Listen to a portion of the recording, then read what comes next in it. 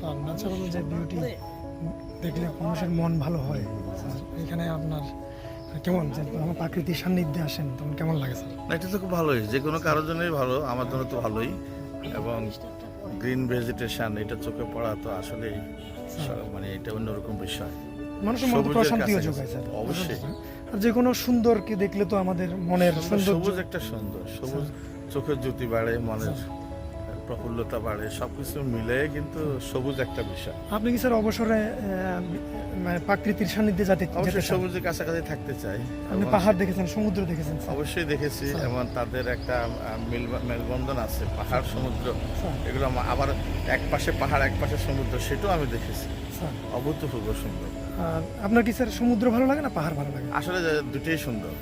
যখন সমুদ্র প্রথম দেখেছি এটা বিস্ময়কর লেগেছে, এটা হতে পারে এত বড় ওয়াটার বডিটা, আমি মনে হয় যে আকাশে ভাসছে ওদের, এরকম একটা বিষয়। স্যার প্রথম সমুদ্র দেখেছি কিন্তু 1974 সালে জানুয়ারি মাসের 13 তারিখে, স্যার এবং এটা দেখেছিলাম এক ডিএসপি সাহেবের ছাদের উপর থেকে দেখেছিলাম। স্যার এবং সেটা আমি দেখে প্রথমে মনে হচ্ছিল ডিঙ্গি নৌকাগুলো ভেসে বেড়াচ্ছে, মনে হয় যে মেঘের মধ্যে ভেসে বেড়াচ্ছে, আমি দেখেছিলাম।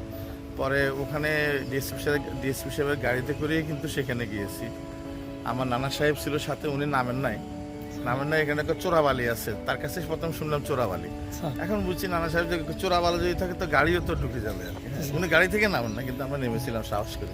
স্যার এই যে আকাশে যে পূর্ণিমার চাঁদ বা এটা দেখতে কেমন লাগে স্যার? ভরা পূর্ণিমায় আকাশ দেখতে আপনার কেমন সেটা লাগে আরেক ধরনের সৌন্দর্য। স্যার? প্রকৃতির কোনো কিছুই কিন্তু অসুন্দর নয়। প্রকৃতিতে স্যার আপনি ভরা পূর্ণিমা, ওই ভরা পূর্ণিমায় যখন আপনি চাঁদ দেখেন, কিংবা যখন গ্রামের ঝিরিঝিরি বাতাসে বসে থাকেন, তখন আপনার মানে সাহিত্য জগতে কেমন?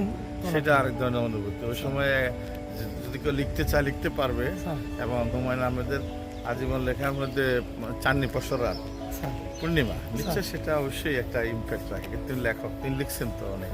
আর সব মানুষকে স্যার ভিতরে একটু প্রেমিক হতে হয়, তাই না? তো বটে। রোমান্টিক হতে হয়, প্রেমিক হতে হয়, রঙিন হতে হয় স্যার।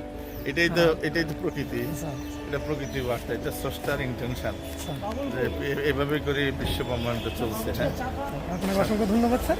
ধন্যবাদ। Thank you.